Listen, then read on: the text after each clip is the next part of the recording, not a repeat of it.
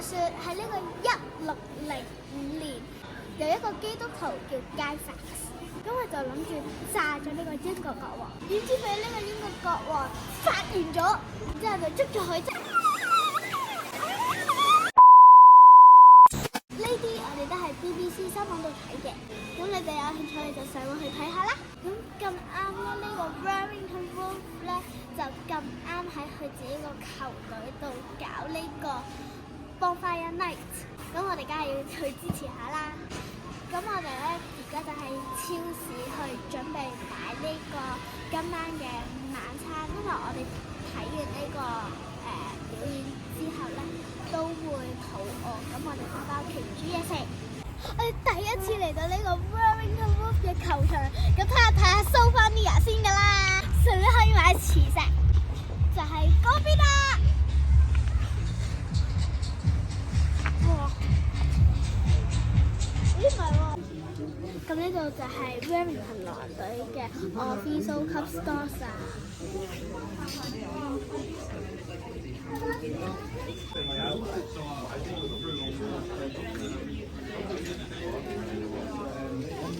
我哋臨入場之前一定會指定嘅動作，買Sophia嘅磁石。我哋啲攞咗飛可以隨時入場啦。我已經見到隔離好多人已經放緊煙花啦，同埋我見到嗰邊都好多活動可以玩，我而家就會過去啦 ，Go！